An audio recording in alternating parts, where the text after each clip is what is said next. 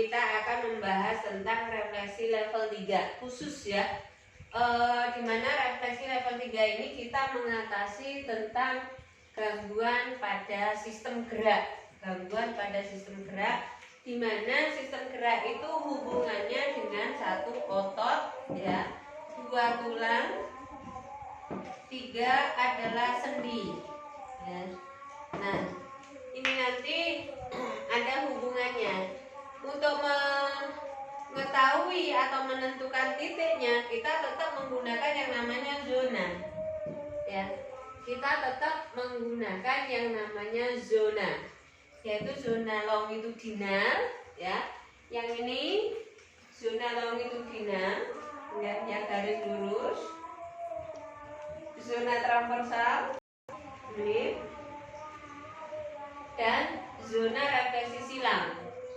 Zona refleksi silang kemarin sudah kita bahas dari pertanyaannya Pak Agus ya, bahwa yang dinamakan silang itu selain di persarapan adalah sebuah cerminan ya. Kemarin sudah saya contohi bahwa telapak tangan kiri yang sakit, yang dipijat telapak kaki kiri, itu adalah zona refleksi silang. Nah, kenapa harus menggunakan zona? Kita tahu bahwa untuk menentukan kepastian ini tepatnya titik ini, maka sekali lagi saya ulangi, dengan harus pahami dulu zonanya ini ya. Nah, untuk menentukan ini nanti bagaimana cara memijatnya, dilemahkan atau dikuatkan.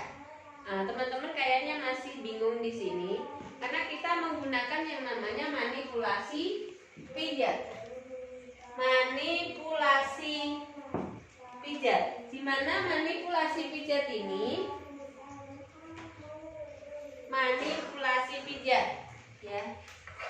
Tadi ada pertanyaan dari teman kita, Bun, kalau ada orang stroke bagaimana cara menerapinya? Ya. Jadi ketika ada orang stroke, bagaimana cara menerapinya? Kita kenali dulu penyebab dari stroke-nya itu apa. Ya. Penyebab dari stroke-nya itu apa? Itu nanti kita bahas dulu ke gangguan pergerakan, ya. Gangguan pergerakan itu meliputi ini, ada otot, tulang, dan sendi. Nah, untuk menentukan ini stamina menurun, misalkan kasus stamina menurun, sekali lagi kita harus menggunakan zona, ya, agar ketepatan titik itu tepat. Ya. Gunanya zona itu adalah untuk acuan menentukan ketepatan titik-titik refleksi pada simpul saraf yang terletak pada telapak kaki manusia, itu ya.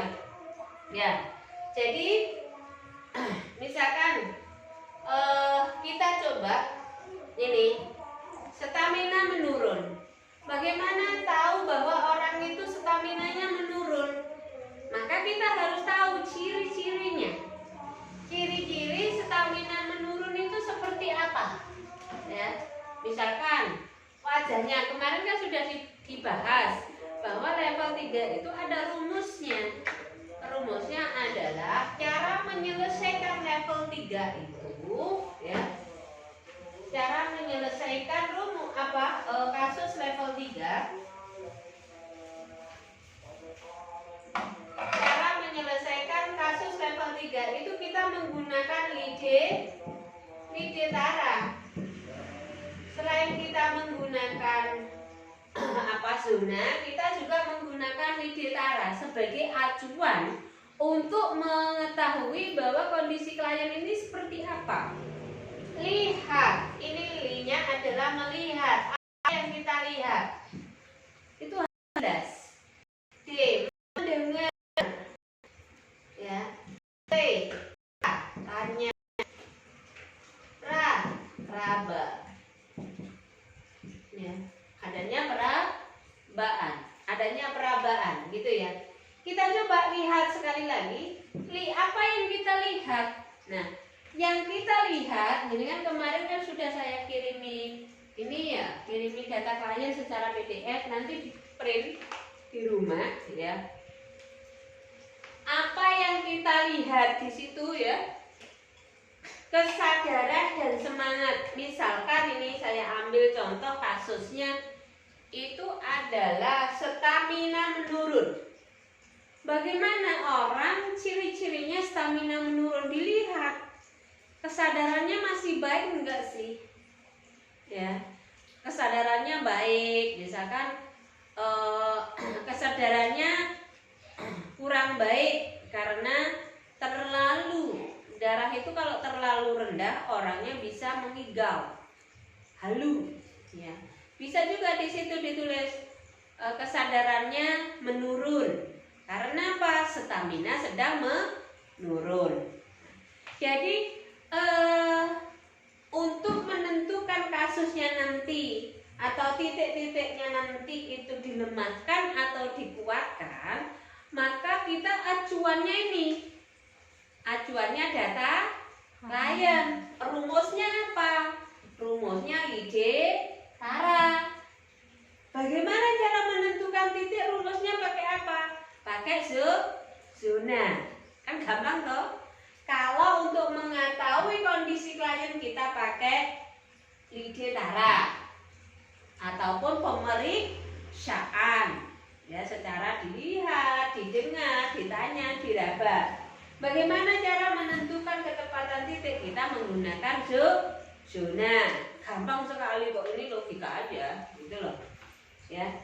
Terus ini lihat, misalkan datang klien, ya, datang klien dengan keluhan, kita lihat, assalamualaikum, misalkan, kita amati ekspresi wajahnya itu seperti apa. Kemarin sudah saya jelaskan ya.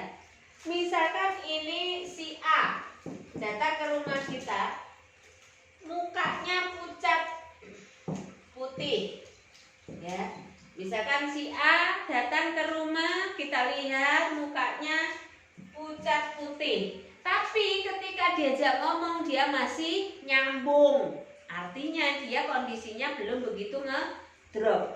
Ingat, ketika warna wajah ini hubungannya dengan peredaran darah. Di antaranya yang berhubungan dengan peredaran darah itu wajahnya pucat pasi, pucat putih, seperti itu.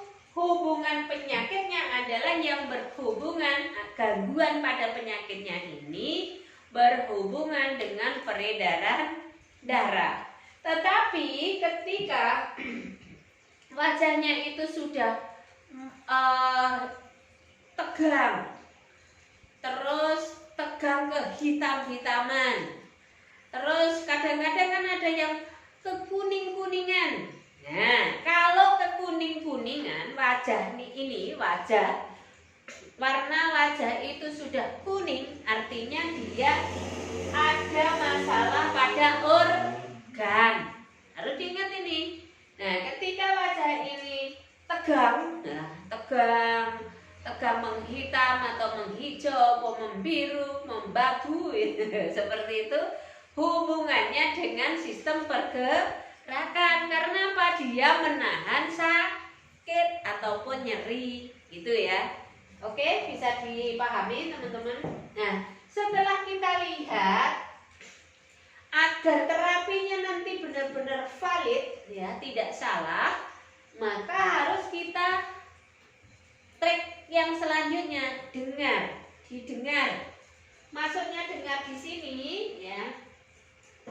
Misalkan itu tadi, datang ke rumah keluhannya, kita sepakati ini, misalkan kita stamina menurun, ya. Tadi mukanya putih pucat.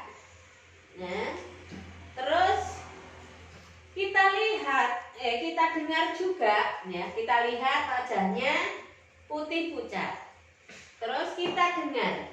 Terdengar nggak sih suara bengek? Ngerti bengek? Bengek, ngik. Tapi bukan kucing ya, bukan tikus ya. Tapi suara sesak. Terdengar nggak sih suara batuk? Karena ketika seseorang warna kulit wajahnya itu putih pucat, terdengar suara batuk yang berkelebihan atau batuk rejang, itu ada indikasi gangguan pada sistem organ, terutama sistem organ pernapasan, gitu ya. Nah, ketika terdengar suara bengek, suara ngik-ngik, suara batuk, suara sesak, berarti orang ini kasusnya tidak hanya stamina menurun, ada gangguan organ lain, terutama pada sistem pernapasannya yang terganggu, ya. Oke, selain didengar juga harus ada yang namanya penghidup.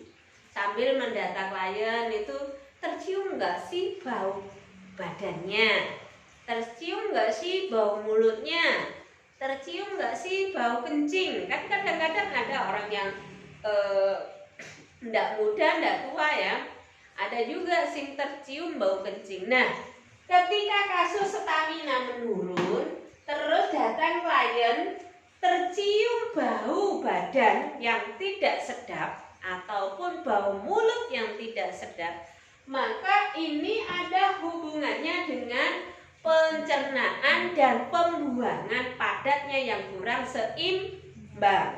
Maka terapinya harus kita tambahi titik-titik stamina itu tadi, ditambahi ya keluhan atau gejala yang terjadi di saat kita mendata kliennya. Oke, bisa dipahami? Sekarang tanya, apa yang ditanyakan? Yang ditanyakan adalah keluhan utama klien. Bagaimana sih keluhan utama klien itu? Ya, misalkan keluhannya tadi adalah kita sepakati stamina menurun. Terus lama keluhan. Nah, lama keluhan. Ini lama keluhan ini nanti yang akan menentukan dia penguatan atau pelemahan, terjadinya manipulasi pijat. Nah, tadi ada pertanyaan ke sini nih. Bagaimana Bun ketika ada orang stroke pijatnya atau dikuatkan atau dilemahkan? Ketika pertanyaan seperti itu, kita lihat dulu kasusnya. Berapa lama sih dia sakit stroke-nya? Kondisinya seperti apa sih? Semakin lama orang itu sakit atau klien kita itu sakit, maka kondisinya semakin lemah. Ketika kondisinya lemah, tugas kita adalah untuk menguatkan. Bagaimana tekniknya? Kalau orang lemah, orang kondisi lemah, biar cepat kembali, wow, segar bugar, itu kira-kira seperti apa? Kita main logika. Kalau uangnya klenek, kalau biar dia greget gitu harus bagaimana?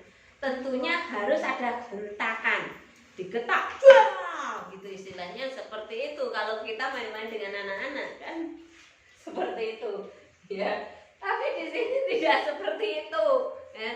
Jadi ketika ada orang misalkan ini stamina menurun, lamanya sudah 15 hari, otomatis ini ya, otomatis sudah lemah sekali.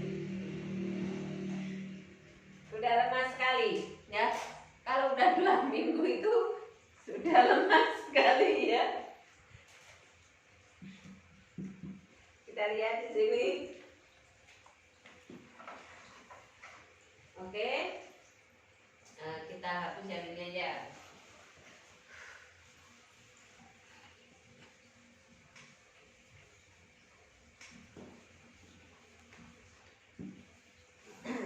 Ketika orang ini staminanya menurun sudah lamanya 15 hari, artinya orang ini lemah. Nah, ketika orang itu lemah, maka harus kita kuatkan dengan cara bagaimana? Dipijat dengan tekanan yang agak kuat, tetapi durasinya itu singkat.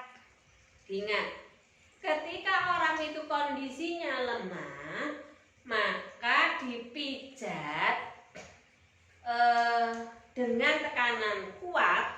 Kuat di sini artinya harus disesuaikan dengan kondisi kliennya. Setelah itu tekanannya itu kuat, durasinya ini sebentar. Nah, gitu ya. Jadi ini 15 hari pijet aja yang agak kuat, jeblang, seret. Misalkan titik-titik stamina itu kan ada di paru-paru, ada di metabolisme, kelenjar paratiroid dan tiroid ya. Ini ada di titik suplemen 21, jangan lupa titik nomor 1. Kita ingat bahwa semua kasus pada level 2 dan level 1, level 2 dan level 3 harus dikasih nomor 1, otak besar. Karena kita tahu fungsi dari otak besar ini adalah untuk mengontrol semua sistem organ pada manusia. Makanya ini harus diikutkan ya. Tuh. Nah, ini tadi sudah ya pertanyaan dari yang pertanyaan di grup. Bagaimana cara menerapi Bun ketika orang ini stroke, mau di sedasi atau tonifikasi, istilahnya dilemahkan atau dikuatkan. Dilihat dulu ciri-cirinya, berapa lama kasus itu terjadi dan penyebabnya apa. Baru kita bisa menentukan dilemahkan atau dikuatkan. Ingat catatan sekali lagi bahwa ketika seseorang itu semakin lama sakit, maka kondisinya semakin melemah. Oke, bisa disepakati ya. Nah, ketika kondisinya melemah, maka teknik yang harus digunakan adalah penguatan dengan cara dipijat dengan tekanan kuat, durasinya sebentar. Sebentar di sini ya bisa mungkin 30 tekanan ataupun bisa juga 20 tekanan, tapi tekanannya itu lebih kuat. Ya, kuat di sini harus disesuaikan dengan kondisi klien. Nah, kalau pelemahan ketika orangnya kuat, maka harus dilemahkan dengan cara bagaimana? Dipijat dengan tekanan ringan, durasinya lebih lama. Oke, bisa dipahami, itu adalah namanya manipulasi pijat. Di dalam bahasa kita ada tonifikasi dan sedasi. Tonifikasi itu artinya penguatan, sedasi itu artinya pelemahan. Seperti itu ya. Oke, setelah ditanya keluhan utamanya apa, lama keluhannya, berapa lama, penyebabnya apa, ini penting. Ketika sudah ditanya keluhannya apa, terus lama keluhannya berapa lama, penyebabnya juga harus dipertanyakan. Stamina menurun ini, kok bisa staminamu menurun itu karena apa? Penyebabmu itu apa? Gitu loh ibaratnya. Ya. Misalkan penyebabnya di sini suka begadang. Kemarin sudah saya bahas ya. Karena ketika suka begadang, organ yang terintimidasi adalah paru-paru. Ya toh? Nah, kita tahu bahwa fungsi paru-paru ini adalah penghasil energi terbaik. Nah, atau pusat chi. Nah, bahasanya kan pusat chi ya.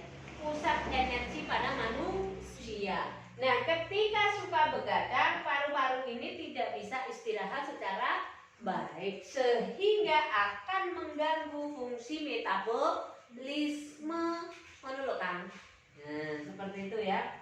Oke, setelah ditanya seperti itu, ditanya juga riwayat penyakit yang berhubungan dengan stamina menurun ini. Misalkan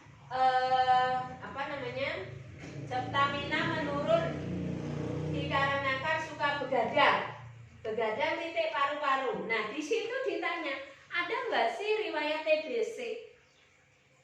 Ada nggak sih riwayat batuk bronkitis yang berhubungan dengan paru-paru ini? Ada TBC, ada bronkitis, terus ada sesak napas, ya, asma, ya, seperti itu. Kalau ada, misalkan stamina menurun, ini di penyebabnya adalah suka begadang, tetapi terdengar ataupun tadi terdengar bunyi napas bengek, maka terapinya harus ditambah titik-titik pernapasan. Tidak hanya titik-titik yang ada di stamina itu, ya, ditambah titik paru-paru. Titik pernapasan itu apa saja coba? Ada paru-paru, terus apa lagi? Ayo, siapa yang bisa menjawab? Ada paru-paru, terus apa lagi? Bronkus, ya, itu yang berhubungan. Barangkali ada juga yang dari tenggorokan, ya. Ada juga dari hidungnya, ya mungkin hidungnya ini mengalami sinusitis, ya. Jadi harus digali sejauh itu, ya, digali sejauh itu. Nah, ketika sudah ditanya juga ada kontraindikasi enggak sih? Nah, kontraindikasi di sini misalkan orangnya ada jantung koroner enggak sih?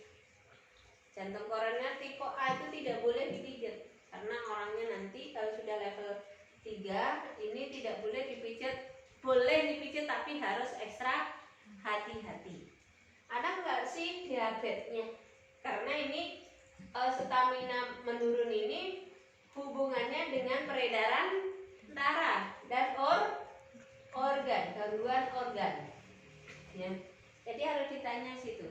Ketika ada diabetes, ada jantung koroner, epilepsi, ya, ini boleh, tetap boleh dipijat, tapi harus ekstra hati-hati. Tekanannya hanya sangat lembut sekali di dalam titik-titik stamina menurun ini. Yang terakhir adalah ra. Tadi kan ide para, ra-nya ini meraba. Apa sih yang diraba? Nah, ini ketika kasus stamina menurun ini yang diraba karena tadi penyebabnya adalah begadang.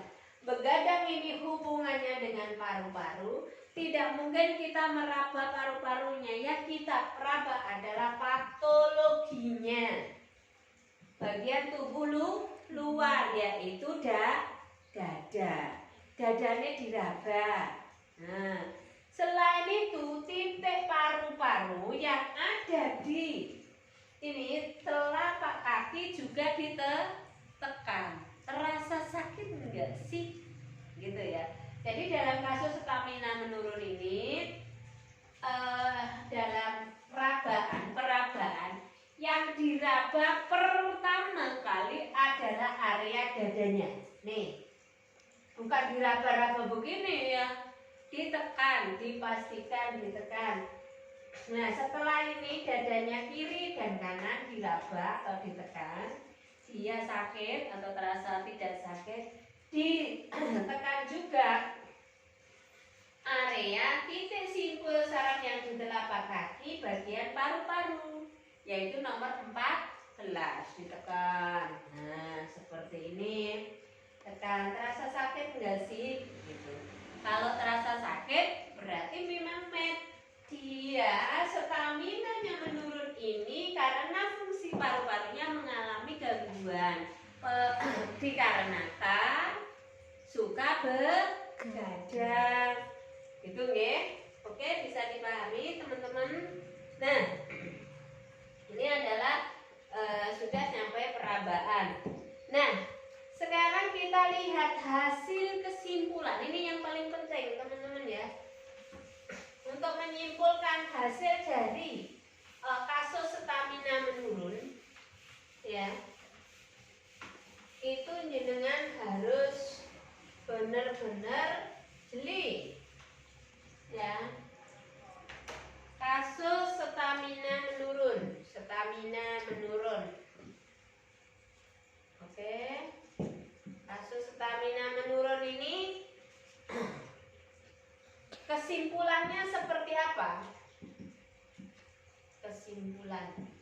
Kan di situ ada hasil ya, hasil atau kesimpulan. Rumusnya adalah keluhan utama klien, ya toh?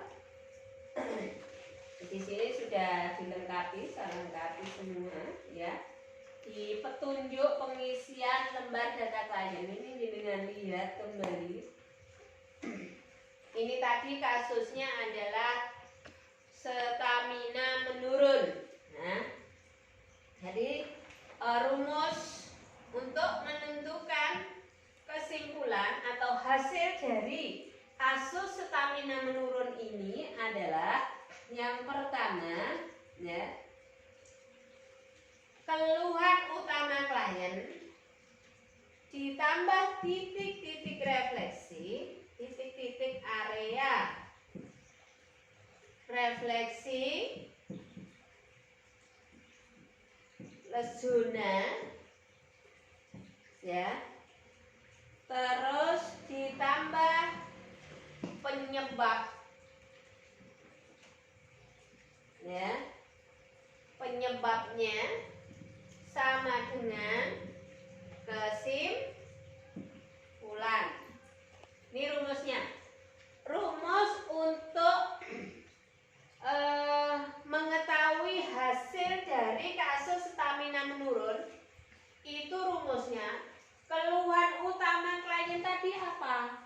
Stamina menurun, stamina menurun, ya. Terus stamina menurun itu tadi di mana? Di paru-paru. Kita lihat di situ ya, paru-paru.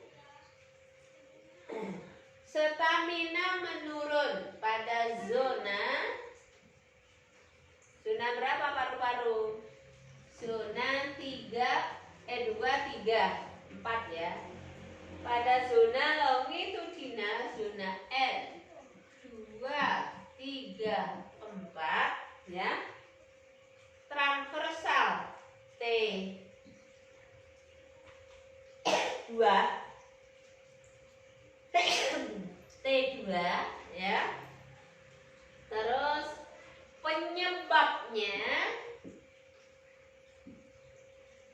penyebabnya adalah suka begadang ya.